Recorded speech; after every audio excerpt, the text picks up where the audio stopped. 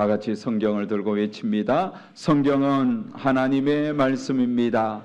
하나님의 말씀으로 나의 가치관을 세우겠습니다. 나는 성경적 가치관으로 판단하고 결정하고 행동하겠습니다. 나는 오늘 주시는 하나님의 말씀에 귀를 기울여 듣겠습니다.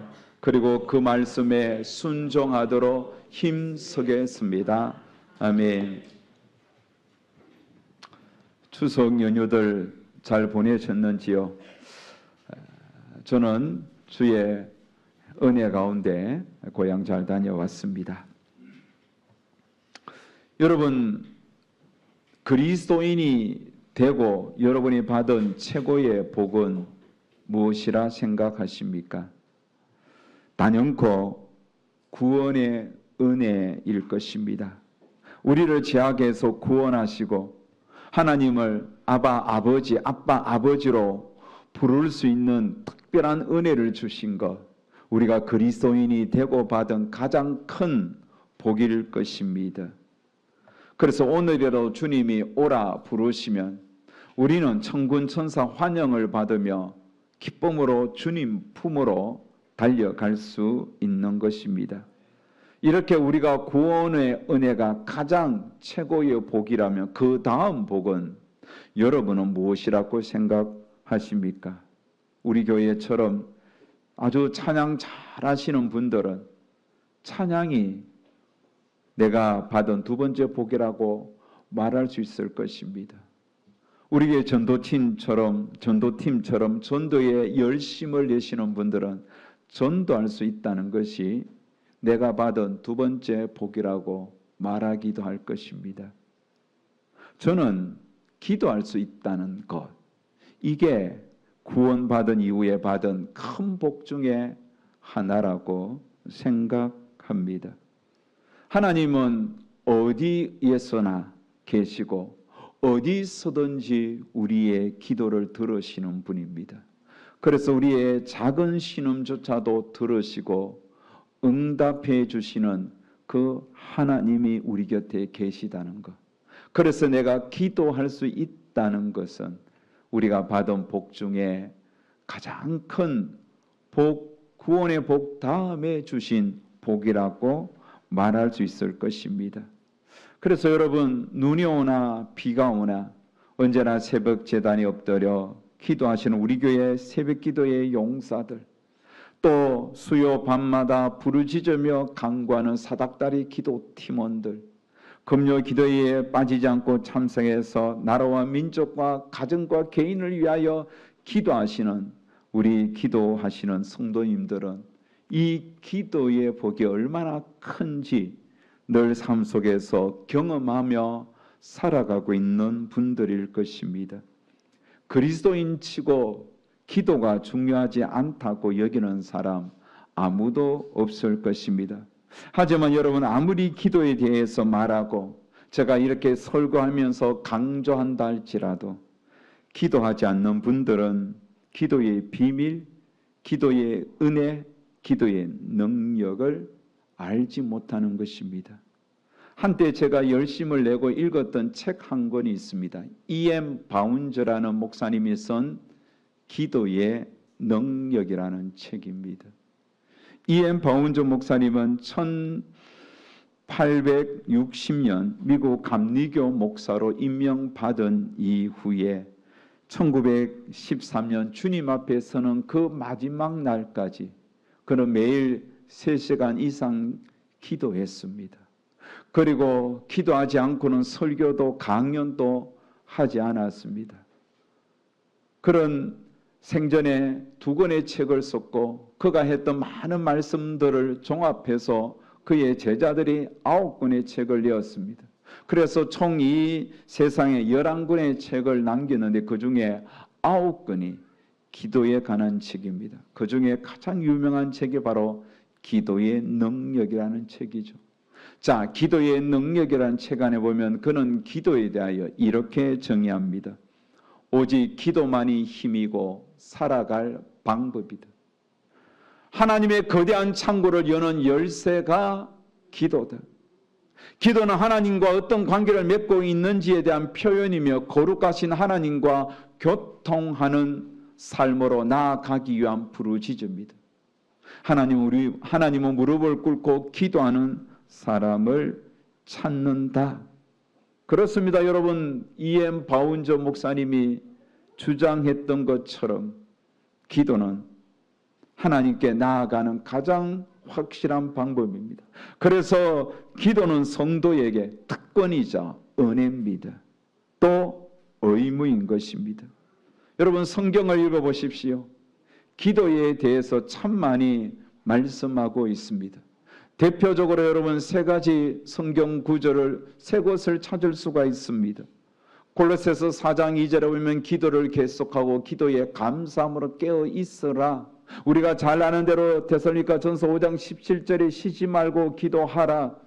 요한일서 5장 14절에 보면 그를 향하여 우리가 가진 바 담대함이 이것이니 그의 뜻대로 무엇을 구하면 들으심이라. 우리가 하나님께 가져야 할 담대한 마음이 무엇입니까? 주님 뜻대로 기도하면 주님은 들으시고 응답해 주신다는 약속입니다. 이 약속을 믿는 사람들은 언제든지 주님 앞에 담대함으로 나아갈 수 있습니다. 여러분, 이것뿐만 아닙니다. 성경을 펼치면 곳곳에서 기도에 대한 메시지가 나옵니다. 그리고 실제로 기도했던 성경 인물들의 간정들이 차고 넘칩니다.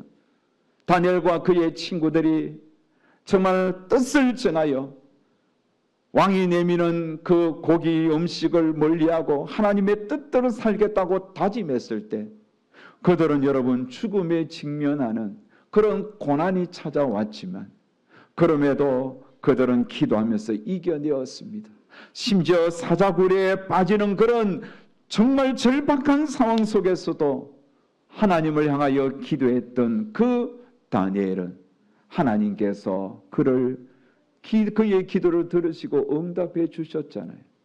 요한 사도행전 4장에 보면 베드로가 복음을 전하다 옥에 갇혔을 때에 초대교회 성도들은 간절히 베드로를 위하여 기도했습니다. 그때 옥문이 열리고 베드로는 옥에서 나올 수가 있었던 거예요. 바울과 실라가 복음을 전하다가 빌립보 감옥에 잡혔습니다. 감옥에 있으면서 그는 간절하게 기도하고 찬양했을 때에 그 옥문을 지켰던 간수 그 가정을 구원하는 그런 감정이 있기도 했습니다. 여러분, 시편을 펼쳐보십시오. 많은 시인들이 얼마나 하나님 앞에 간절히 기도했습니까? 그래서 간절히 기도했던 기도의 실제 내용들이 시편에 많이 기록되어 있고 눈물로 고통 속에서 부르짖을 때에 하나님이 그 기도를 들으시고 응답해 주셔서 마지막에는 시편 끝에 보면 항상 기도에 응답하신 하나님을 찬양하는 그런 내용이 시편에 차고 넘치는 것입니다. 그래서 혹자는 기독교를 기도교라고 부르기도 했습니다. 지난주 우리는 요나서 1장에 대하여 살폈습니다. 1장에는 어떤 내용이 나왔습니까? 하나님의 명령을 거역하고 니느웨로 가라는 하나님의 명령을 거역하고 엄청난 반대 방향으로 멀리 떨어진 스페인 다시스로 가려 했던 요나의 불순종한 모습을 살펴보았습니다. 요나는 하나님의 눈을 피해서 멀리 도망하면 하나님이 찾아오지 못할 줄 알았어요. 하나님의 눈을 피할 줄 알았습니다. 하지만 하나님은 요나를 끝까지 추격해 갔습니다. 그리고 그가 탄 배에 큰 풍랑을 일으켜서 심하게 배가 요동치게 했고 그 꾀하는 요나 한 사람의 불순종으로 인하여 배에 함께 탔던 많은 사람들이 고난을 받게 했습니다. 여러분, 한 사람의 불순종이 그 사람만 고난당하는 것이 아니라 주변 사람들까지 가족들까지도 큰 고통을 준다고 지난주에 제가 말씀을 드렸는데 기억하시지요? 자, 이렇게 요나는 그 한 사람의 불순종으로 인하여 큰 고통을 주었지만 그때 자신이 깨닫고 자신을 물에 던지라 했고 선원들은 그를 살리려고 했지만 어렵자 던졌습니다. 어떻게 되었습니까? 큰 물고기가 그를 산채로 삼켰습니다. 큰 물고기 뱃속에 들어가자마자 한 줄기 빛조차도 보이지 않습니다. 칠흑 같은 어둠에 잠겼습니다. 그리고 이미 큰 물고기가 먼저 먹었던 음식물들이 이렇게 소화되는 그 역한 냄새를 맡으면서 요나는 죽음의 공포를 느꼈습니다. 오늘 본문 2장 요나의 기도의 내용에 보면 그가 얼마나 절박한 상황에 처해 있는지 우리는 두 가지 단어를 통하여 발견합니다. 첫 번째 단어는 소울입니다. 2절에 보면 내가 소울의 뱃속에서 이렇게 말을 했습니다. 소울이라는 이 히브리 단어는 보이지 않는 곳이다, 깊은 곳이다, 무덤이다 이런 뜻입니다. 그래서 소울을 지옥으로 번역하기도 했습니다. 또한 악인들이 형벌받는 장소가 소울이라고 했습니다. 소울. 요나는 물고기 뱃속이 캄캄한 무덤 속에 갇힌 것 같은 답답함을 느꼈을 것입니다. 그만큼 그곳은 고통의 장소예요. 죽을 것 같은 정말 죽음이 임박한 사람에게 느껴지는 그 두려움의 장소였습니다. 그래서 예수님도 표적을 보여달라는 바리새인과 서기관들에게 이렇게 대답했습니다. 마태복음 12장 39절에 보면 예수께서 대답하여 이르시되 악하고 음란한 세대가 표적을 구하니 선지자 요나의 표적 밖에는 보일 표적이 없느니라. 예수님이 말씀하신 요나의 표적이 무엇입니까? 십자가에 죽으셨다가 그 무덤 속에 갇힌 것, 그 캄캄한 무덤 속에 갇힌 것, 이게 요나가 당한 고난이에요. 그래서 그 무덤에서 요나는 무덤과 같은 그곳에서 육지에 토해져서 살았죠. 예수님도 죽음에서 살았던 거예요. 그래서 예수님이 말씀하신 요나의 표적이라는 것은 십자가의 죽음과 부활을 뜻하는 거예요. 죽음과 부활. 그만큼 지금 요나는 큰 깊은 그 어둠 속에서 역한 냄새를 맡으면서 온갖 공포를 느끼면서 두려워 떨고 있는 거예요. 이게 물고기 뱃속에서 요나가 처한 첫 번째 상황이죠. 자, 오늘 본문에는 두 번째 상황을 표현하는 단어가 나오죠. 그건 뭐죠? 깊은 속 바다입니다. 3절에 보면 주께서 나를 깊은 속 바다 가운데에 던지셨으므로, 주께서 나를 깊은 바다 속에 던졌다고 이야기했습니다. 여러분 혹시 깊은 바다 속에 들어가 본 기억이 있습니까? 제 친구는 이렇게 온 이렇게 장비를 착용하고 스킨 다이버 해서 그 물속에 바다 깊이에 들어가서 그 바다 속 자연 환경을 보는 것을 즐겨 하더라고요. 오늘 이 말씀을 제가 준비하면서 어릴 적의 생각이 났습니다. 저는 어린 시절에 주로 여름 되면 저수지에서 놀았습니다. 저희 마을 뒤쪽에 큰 저수지가 있었습니다. 저수지는 이렇게 흙으로 된 큰 둑이 있잖아요. 양쪽에 둑이 있고 물이 차면 넘치도라는, 이게 이 물이 넘치는 그곳을 우리는 시골에서 못마루라고 했어요. 못마루. 표준말은 저수지 물넘이더라고. 저수지 물이 이렇게 넘어가는. 그것은 콘크리트 둔덕을 해놨습니다. 그래서 바깥쪽에는 사선으로 길게 아주 단단한 콘크리트 벽을 세웠고, 안쪽에는 많은 물이 오더라도 밀려가지 않도록 아주 견고한 그런 콘크리트 벽을 세웠던 겁니다. 그래서 우리는 그 못마루 위에서 왔다 갔다 하면서 그 못을 향하여 수영을 했던 거예요. 풋사과를 가지고 와서 던지고 누가 빨리 가서 찾아오느냐 그런 내기도 하고, 그 이 못마루 안쪽에는 그 물벽에 보면 그 깊이가 상당한 거예요.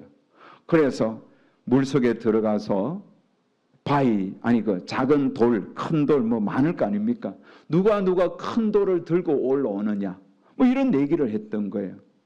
지금 생각해 보니까 그 물 깊이가 5m에서 한 10m 정도는 된 것 같아요. 그래서 내려가면 내려갈수록 빛이 안 보여요.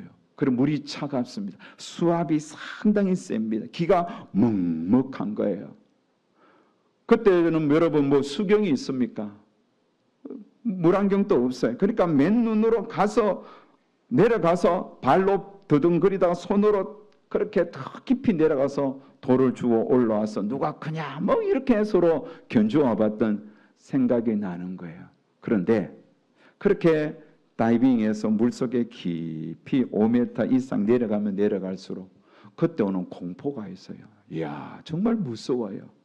물도 차갑고 수압이 세서 기가 먹먹하고 내려가면 내려갈수록 점점 차가워지는 그런 걸 제가 느꼈습니다. 한 번은 올림픽 수영장 그 다이빙 풀에 간 적이 있어요. 그 깊이가 5m인데 그곳에서 수영을 하는데도 너무 무섭고 두렵더라고요. 밑이 보이지 않아요. 보통 수영장이 1m 40cm 혹은 30cm, 얕은 곳은 1m 20밖에 되지 않습니다. 서면 이렇게밖에 오지 않는데 5m 그 깊이에 수영한다는 것은 두려움이 느껴지는 거예요. 그런데 요나가 지금 깊은 속 바다에 빠졌습니다. 물고기가 여러분 가만히 있지 않았을 거예요. 갑자기 뭔가 자기는 음식물이라고 삼켰는데 이게 바로 소화되면 좋았을 땐 소화는 안 되죠. 하나님께 소화시키지 않도록 막은 거예요. 살아있으니까 요나가 또 꿈틀거리지 않겠습니까? 아마 이 물고기는 너무나 고통스러워서 바다속 깊은 곳에 막 다녔을 거예요. 살아있는 요나가 그 물고기 뱃속에서 이 물고기가 다닐 때마다 얼마나 이 위벽에 충돌하면서 이미 썩고 있는 그런 다른 음식물에 막 범벅이 되지 않았겠어요. 그 속에서 그는 엄청난 고통을 느꼈을 겁니다. 그래서 오늘 본문에 보면 그가 당한 고통을 3절에는 큰 물이 나를 둘렀고 주의 파도와 큰 물결이 내 위에 넘쳤다고 했고 5절에는 물이 나를 영혼까지 둘렀다고 했고 바다불이 내 머리를 감쌌다고 했습니다. 6절에는 내가 산의 뿌리까지 내려갔다고, 높은 산의 가장 밑바닥 그 바닥까지 깊은 곳에 빠진 것과 같다는 겁니다. 그리고 땅에 빗장이 그를 올라오지 못하도록 막았다고 했던 겁니다. 여러분 얼마나 그 고통이 심했으면 이런 표현을 했겠습니까? 요나가 지금 처한 상황은 최악입니다. 최악 중에 최악입니다.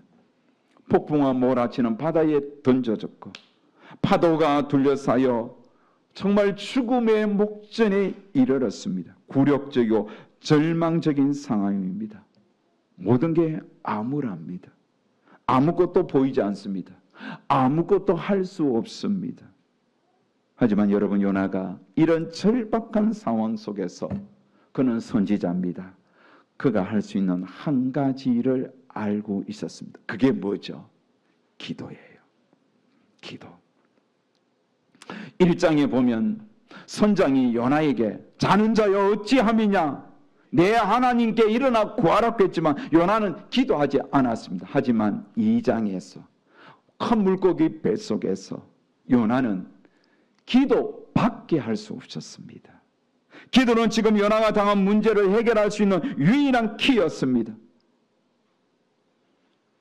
그래서 요나는 처절할 정도로 하나님 앞에 목숨을 걸고 기도합니다. 그가 얼마나 처절하게 기도했는지 자 2절에 보면 이렇게 말씀하죠. 내가 받는 고난으로 말미암아 여호와께 불러 아뢰었더니 내가 서울의 뱃속에서 부러지졌더니 요나는 주의 목전에서 쫓겨났을 것 같은 절망도 느꼈지만 주의 성전을 바라보면서 나의 기도에 응답하시는 하나님에 대한 확신을 가지고 정말 간절하게 기도하고 있습니다. 하나님은 그런 요나를 기다렸고 기도하는 요나를 하나님은 주목하셨습니다. 그렇습니다. 하나님은 기도하는 자를 주목하십니다. 요나가 하나님을 생각하며 목숨을 걸고 기도했습니다. 어떤 한 작곡자는 이 요나의 기도를 묵상하면서 요나의 기도라는 그런 복음 성가를 만들었습니다. 그리고 요나의 기도에 대한 그 내용을 이렇게 노래했습니다. 나의 하나님, 이 불쌍한 죄인 용서하소서. 세상 홀로 불순종한 이 영혼 구원하소서. 나의 하나님, 이 불쌍한 죄인 용서해달라고, 세상 홀로 불순종한 이 영혼 구원해달라고. 아마 요나는 눈물 범벅이로 기도했을 것입니다. 불순종한 자신의 무지를 통곡자복하며 회개했을 것입니다. 8절에 보면 그는 이렇게 고백합니다. 거짓되고 헛된 것을 숭상하는 모든 자는 자기에게 베푸신 은혜를 버려 사오는. 요나는 거짓되고 헛된 것을 숭상하는 우상 숭배는 아닙니다. 하지만 분명한 것은 그는 하나님께서 주신 은혜를 버렸던 자입니다. 하나님께서 선지자로 불러서 사명을 주셨지만 그 은혜를 쉽게 버리고 이렇게 깊은 어둠에 절망에 빠졌습니다. 하지만 아무리 깊은 절망에 빠졌다 할지라도 살아계신 하나님을 바라보고 기도하면 충분히 이겨낼 수 있습니다. 요나는 이 사실을 알았습니다. 그래서 그 무덤과 같은 물고기 뱃속에서 내 기도를 반드시 응답해 주시는 하나님에 대한 믿음을 가지고 3일 내내 기도하고 또 기도했습니다. 하나님께서는 그가 기도하도록 살려주셨습니다. 그의 목숨을 지키고 있었습니다. 어떻게 되었습니까? 당연하게 기도가 응답되었죠. 2절에 보면 주께서 내게 응답하셨고 주께서 내 음성을 들으셨나이다. 6절에도 주께서 내 생명을 구덩이에서 건지셨나이다. 그렇습니다. 하나님은 요나의 기도를 응답하셨습니다. 요나를 살려주셨습니다. 기적을 베풀어 주셨습니다. 요나는 이미 기적을 많이 체험했던 것입니다. 물고기 뱃속에서 살아있는 것 자체가 기적입니다. 보통 여러분 산채로 삼켰다 할지라도 바로 질식사하는 거예요. 하지만 하나님께서는 그의 목숨을 지켜주셨습니다. 요나는 큰 물고기 뱃속에서 3일 동안 하나님의 보호 속에서 살아났습니다. 그래서 육지에 토해졌던 겁니다. 보통 여러분 음식물은 들어가면 한나절 지나면 다 소화되는 거예요. 요나는 여러분 물고기 입장에서는 음식일 뿐이에요. 그것은 뱃속에 들어갔으면 위산이 나와서 녹여져서 그냥 삭혀지고 소화되어서 음식물이 될 뿐이에요. 없어지는 거예요. 하지만 하나님은 기적적으로 그를 보호하고 계셨던 것입니다. 완벽하게 불순종했던 요나가 완벽하게 순종하는 사람으로 바뀌는 과정도 기적인 것입니다. 요나는 이렇게 육지에 토해졌습니다. 하나님께서 기적을 베풀어 주신 것입니다. 정확한 때에 정확한 장소에 하나님의 눈은 피할 수 없다고 요나에게 교훈하시고는 그를 다시 육지에 토해내었던 겁니다. 이 모든 것이 기적입니다. 이 모든 것이 기도하는 자에게 주어지는 은혜입니다. 사랑하는 여러분, 우리는 오늘 요나서 2장의 말씀을 통하여 기도를 배워야 합니다. 요나의 기도를 기다리신 우리 주님께서 저와 여러분의 기도도 기다리십니다. 요나의 기도를 들으신 하나님께서 우리의 기도를 듣기를 원하십니다. 요나의 기도에 응답하신 주께서 우리의 기도에도 응답해 주시기를 원하십니다. 그렇다면 우리가 해야 할 일은 기도하는 겁니다. 설교를 듣고 끝내는 것이 아니라 오늘부터 다시 기도의 자리로 나아가는 겁니다. 기도의 시간을 정하고 기도의 장소를 정하고 기도하는 자리에 나아가서 무릎을 꿇고 우리의 모든 간구를 하나님 앞에 쏟아 놓는 것입니다. 기도는 하나님이 얼마나 위대하신 분인가 깨닫는 도구예요. 기도는 하나님이 얼마나 능력 많으신 분임을 인정하는 자리가 될 거예요. 기도는 위대하신 하나님이 내 인생에 가장 필요한 분임을 겸손하게 고백하는 자리가 되는 겁니다. 기도는 모든 사람에게 필요합니다. 기도는 매 순간 필요합니다. 그래서 위대한 하나님의 사람치고 기도하지 않는 사람 단 한 사람도 없습니다. 심지어 불신자라 할지라도 내가 당신에서 기도해 주겠다면 다들 고마워합니다. 그래서 한국 교회에서는 기도에 대하여 이렇게 표현했습니다. 기도는 영혼의 호흡이다. 기도는 하나님과의 대화다. 기도가 끊어지면 영혼이 죽은 겁니다. 기도가 끊어지면 기도하지 않는 사람은 하나님과의 대화 단절입니다. 하나님과 대화가 없으니 하나님의 뜻, 하나님의 음성 듣지 못하는 거예요. 그저 내 힘으로 살아갈 뿐입니다. 성경을 많이 읽고 성경을 아무리 많이 알아도 기도하지 않으면 그것은 교만한 자가 되기 쉽습니다. 기도가 필요한 시대입니다. 여러분의 개인에게도 필요하고 여러분의 앞날 위해서도 필요하고 여러분의 가족을 위해서도 필요하고 주님을 떠나버린 불신 가족들이 주께 돌아오게 하는 도구가 기도인 거예요. 염려하지 말고 기도의 자리에 나아가시기 바랍니다. 오직 기도와 간구로 하나님 앞에 부르짖기를 바랍니다. 그러면 모든 지각에 뛰어나신 하나님의 평강이 그리스도 예수 안에서 우리의 마음과 생각을 지켜주시는 겁니다. 기도해야 할 제목이 얼마나 많습니까? 기도해야 할 그런 자리가 얼마나 우리에게 필요합니까? 기도하십시오. 시간을 내어 기도하는 것만큼 여러분의 인생은 은혜로 채워질 거예요. 새벽에도 오시고 저녁에도 오시고 기도 자리 찾으십시오. 여러분 가정의 기도의 골방을 만드십시오. 자기 전에 기도하시고 일어나서 기도하시고 길을 걸을 때도 기도하시고 무시로 성령 안에서 기도하십시오. 염려하지 말고 두려워하지 말고 하나님 우리의 기도에 귀를 기울여 들으십니다. 기도하는 자는 반드시 하나님의 위대하신 은혜를 경험하게 될 겁니다. 기도하면 그 기도를 통하여 응답하시는 살아계신 하나님을 만나게 될 것입니다. 기도하면 기적이 일어납니다. 기도하시는 모든 성도님들 다 되시기를 주의 이름으로 축복합니다.